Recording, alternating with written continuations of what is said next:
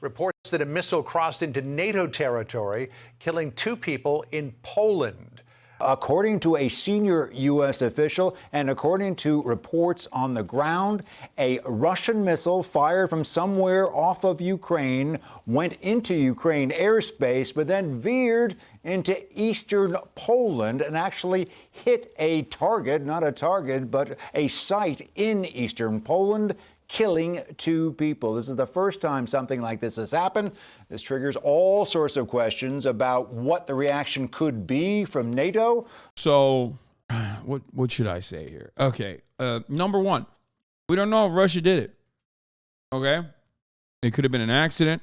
It could have been the Ukrainian air defense, the Ukrainian air defense missiles that didn't deploy or whatever. That's what people are saying now. Or Russia did it deliberately because they're fucking crazy. Okay? But no matter what happens, the media has a complete complete control over what kind of sensationalist attitude that people are going to have over this issue. Do I think that like NATO would do Article 5 to defend Poland because 2 Polish people died?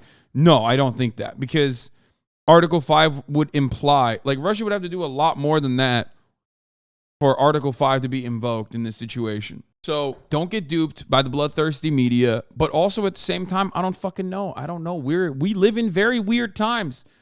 But if you want to hear my assessment, not that I am saying this is definitely going to happen, and I'm going to give you a lot of qualifiers today because a lot of people are probably going to come in here to be like, Hasan, remember when you were wrong?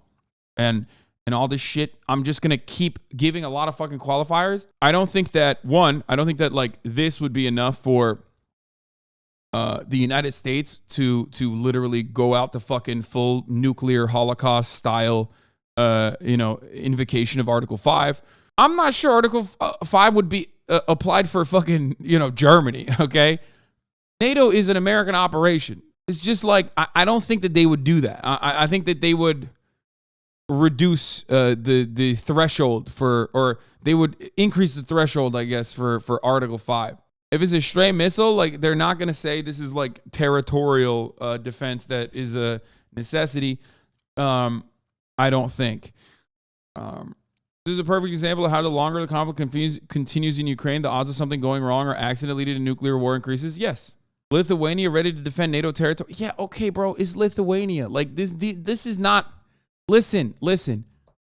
If Speed can't pronounce the name of the country that you're talking about, I don't care what their take is on defending NATO territory, okay? Like, there's only one country that matters in this situation, okay? It's not Lithuania. I hate to break it to you, okay? It's America. It's what America is going to do. There's a couple different conflicting theories on this. Some are saying that it's the remains of a shot down Russian missile. Some are saying it's a faulty non-deployed S-300, which is a Ukrainian Ukrainian air defense missile that didn't deploy adequately. That's what a lot of people are saying right now. The original take, of course, was because it was like Russia sending fucking hundreds of missiles and then 2 of them hitting Polish territory. Everyone was saying, like, it's Russia that deliberately sent missiles into Poland. We heard a few hours ago the air raid sirens. We heard explosions. Take a look at what we saw. What happened is a Russian missile was flying over this residential area. It was shot by Ukrainian air defenses. Some fragments hit that building, caused a hole, caused a lot of damage, and then pieces of that missile fell down into the street. You can see it right here being taken away by officials. Incredible stuff. The fire raged from the building for a long time. 1 person was killed, 1 person injured. We were at the scene. We can't believe the casualties.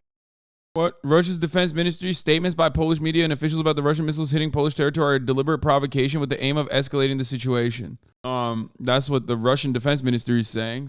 But they're not even saying they didn't do it. You know what I mean? They're basically, it's going to be chalked up to an accident, I hope.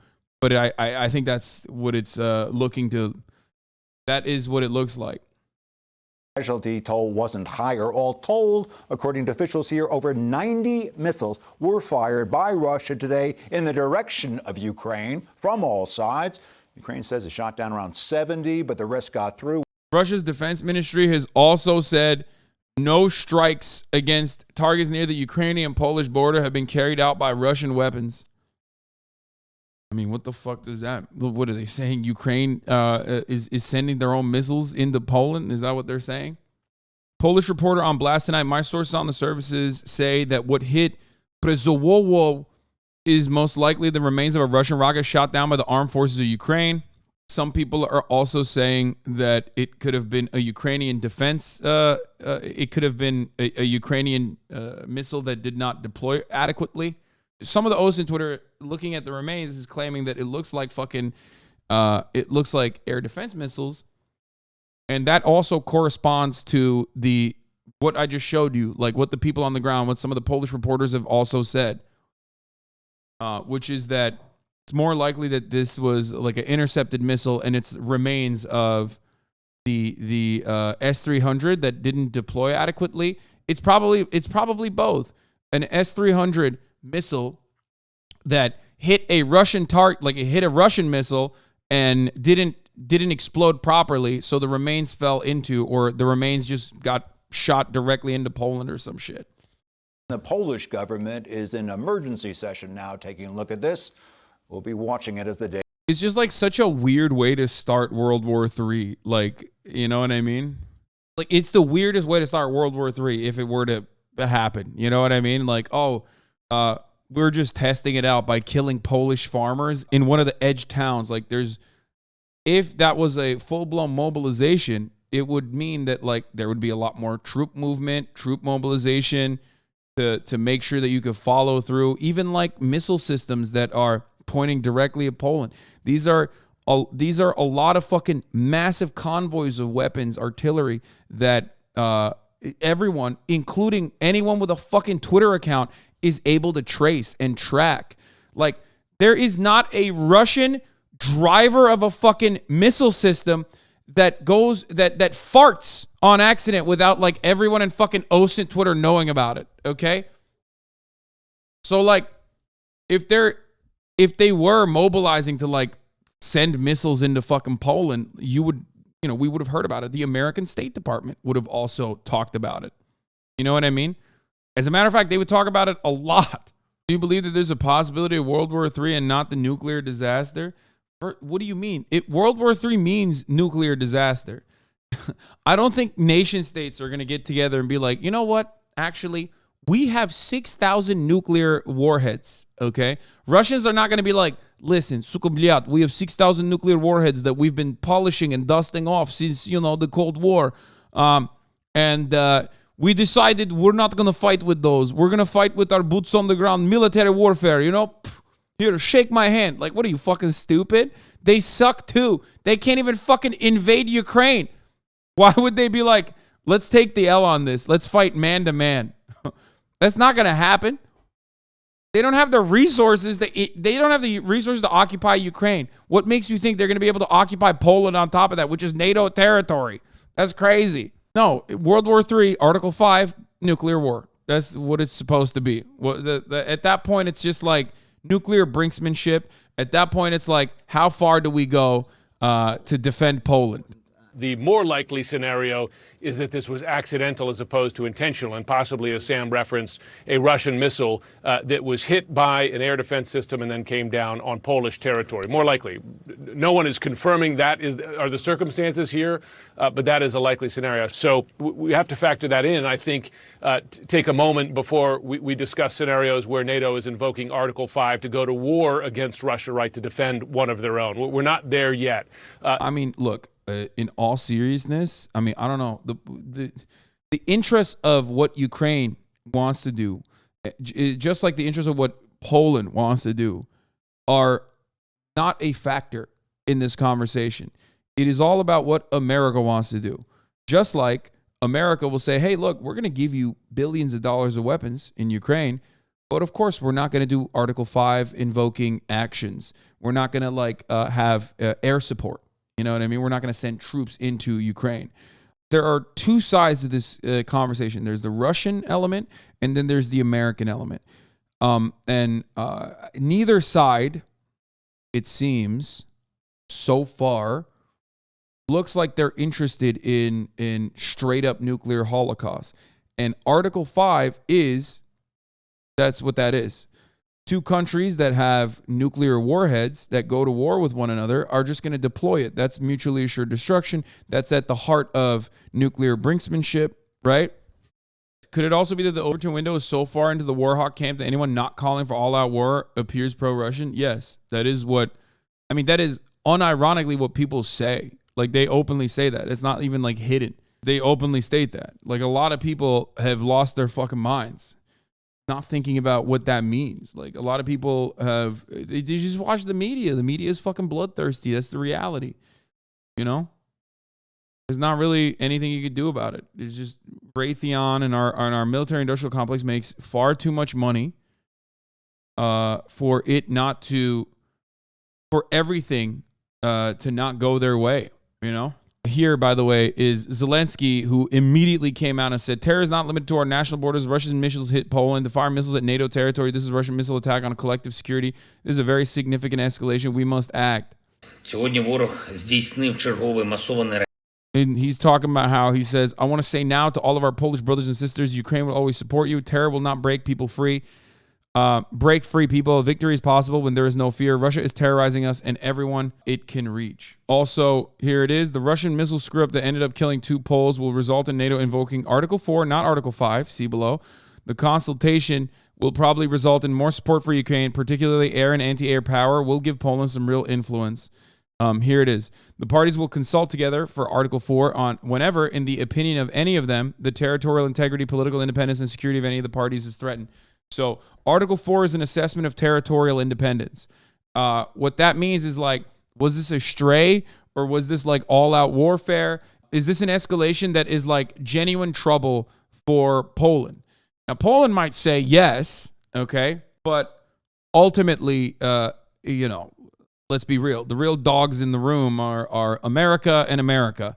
It would take a lot more, I think, from Russia, a lot more that it doesn't even have right now, power-wise, with conventional weapons, to genuinely threaten Poland, like Poland's territorial integrity, for America to potentially invoke Article 5 and go into all-out war with another country that has the same amount, if not more, nuclear warheads. This is not a prediction. This is just speculation. Okay? I'm not like saying that that's 100%. I'm simply stating that that is my assessment. Obviously, I cannot predict the future. I have no idea. There's too much money to be made selling weapons, and you can't sell any weapons if all-out nuclear holocaust happens. You know what I'm saying? That's not good for business. Like, it's good for business if you come to the fucking brink of nuclear holocaust, but it's not good for business if you actually do nuclear holocaust. You know what I mean? Like, everybody dies in that situation. And like, Zelensky will obviously use this as an opportunity to continue getting more support, or to try to get more reinforcement. And he'll say, like, look, Polish people, like, we're one and the same. Russia's coming after you too. But ultimately, like I said, this is not up to Ukraine. It never has been. And it's not up to Poland. It never has been. It's up to what America says. America has shown time and time again that their Article 5, like their threshold for, like, we will deploy our weapons, we will fucking fight for you, we will defend you, is way higher than what has happened thus far. America is not a real country, but a bunch of companies in a trench coat.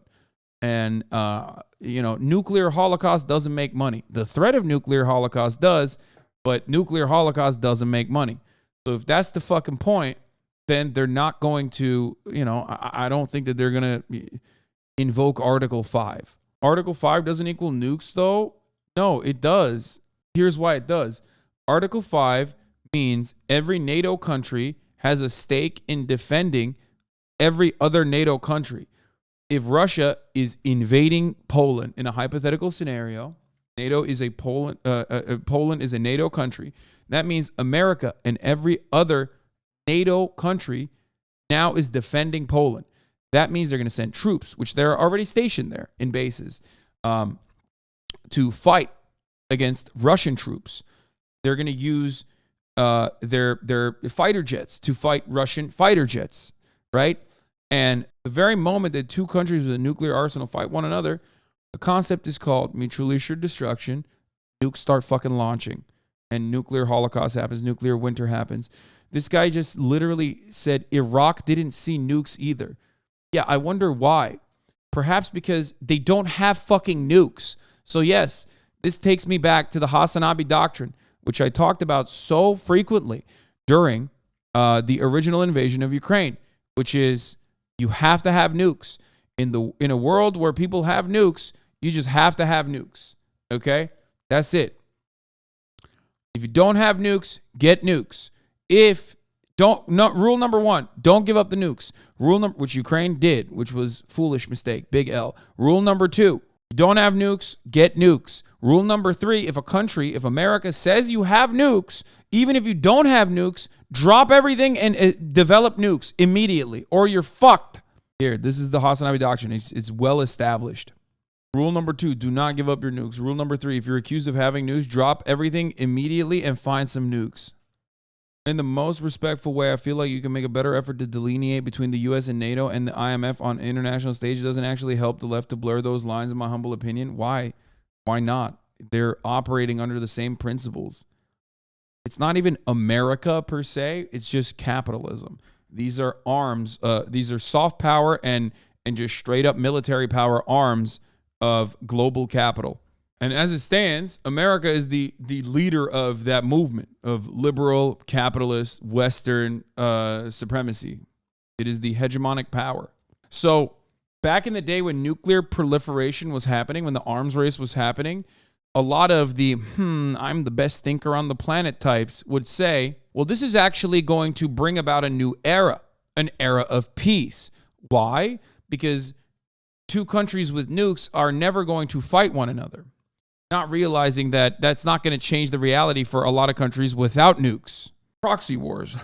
But that was what it was. That the idea was that mutually assured destruction would make it so that no two countries that have nukes would ever war with one another, because if two countries that have nukes would go to war with one another, they would just deploy their nukes. As Polish or fascist government partly used it to justify general mobilization, which they were planning on for a while. They already made everyone over 18 get military examination.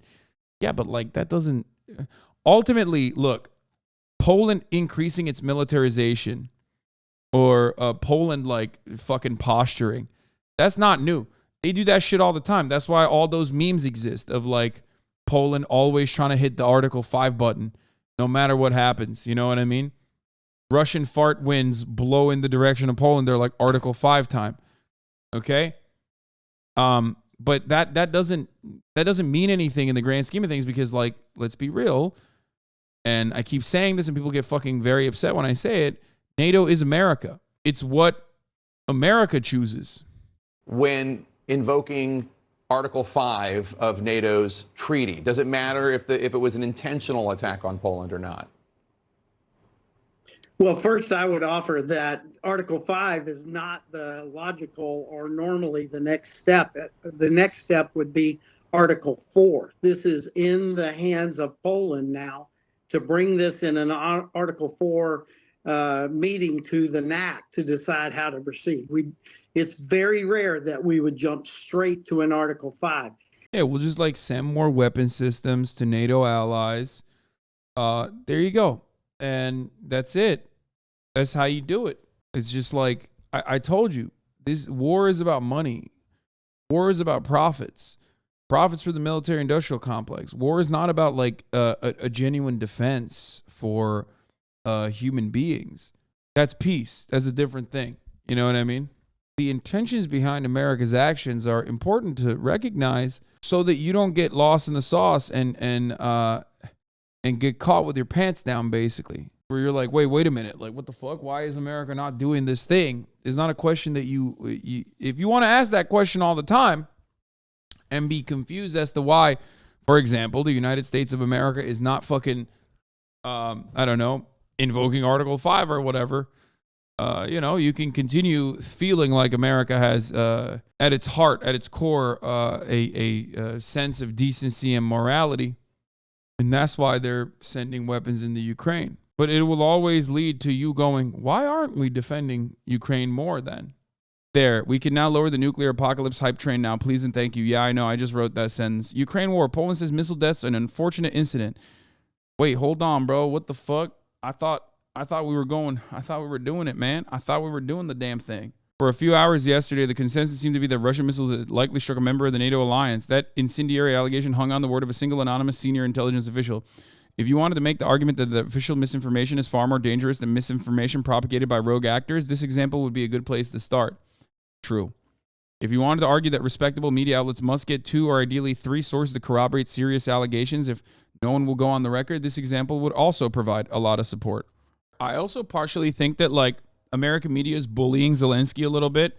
And by bullying, I mean, like, honestly covering what he's saying instead of just offering widespread praise for what he's saying, because I think they want him to push for, more like a ceasefire, peace talk, cold winter's coming, That's my suspicion. I suspect that the American State Department's interests in Ukraine rely on Ukraine being more open to some level of ceasefire, or at the very least, like something that is going to calm the tension a little bit, at least for the winter. 6 months ago, that was not the Western position for Ukraine, I don't think. But now that is the Western. It seems like that is becoming the Western position on Ukraine. I have never heard so many state officials in the West openly talk about how they think, like, Ukraine should be more open-minded to peace talks with Russia. The fact that they're getting their shit pushed in is the reason why the position on peace talks have changed. That's not true either. I'm going to be honest with you. I don't think that's true. I think Russia was interested in peace talks. Russia was interested in peace talks in Antalya, and there was a 15-point plan that was put together, which was cast aside.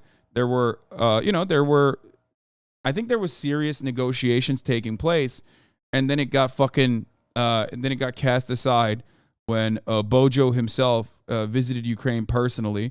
And then for some reason, they were like, yeah, no, we're not going anywhere. The media is also now saying with their whole chest what made every lib call you a tanky. Yeah, we talked about this yesterday. Ukraine has become a testing ground for state-of-the-art weapons and information systems as Western political officials and military commanders predict could shape warfare for generations to come.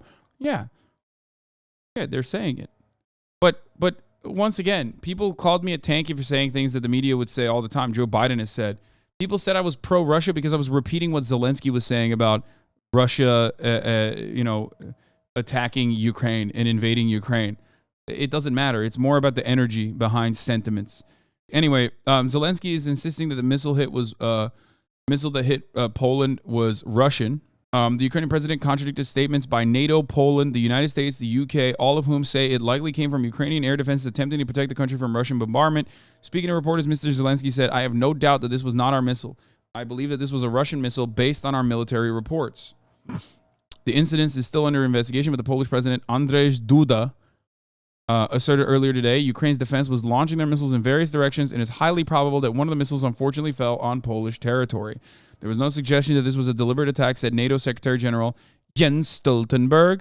The new claims by Mr. Zelensky are likely to sow more confusion about the strike in Przodów. I'm not saying it right, but sorry. And could cause friction between Ukraine and its allies if they have opposing views on what happened. No, it won't. It won't cause conflicting friction between Ukraine and its allies, because Ukraine would be in a much worse position if the allies pulled back, and they're not going to do that. In any case, Russia bears ultimate responsibility for the missile, said Mr. Stoltenberg, echoing a statement made by UK Prime Minister Rishi Sunak. Both men said attention must be paid to why Ukraine is being forced to defend itself in the first place. The British Prime Minister said, dude, I would never, there is truth to this. This is a true statement. However, this is a true statement. I've never heard that ever said in defense of Palestinians, though. Never. I think there is truth to this. Who's firing the missiles? Why are those missiles having to be intercepted by our missiles? That's a good question. Yeah, of course. It's because they're defending themselves against Russian barrage of missiles, right? However, I've never fucking heard that be said for Palestinians. Just something to take note. I do agree with that, though, ultimately. That is true. Zelensky has not hidden his true motivation since the jump. From the jump, he has said Article 5, Article 5, Article 5 for Ukraine, Article 5 for Ukraine, or send other states, American state troops and Polish state troops into Ukraine. And America has always said, no, no, no, no.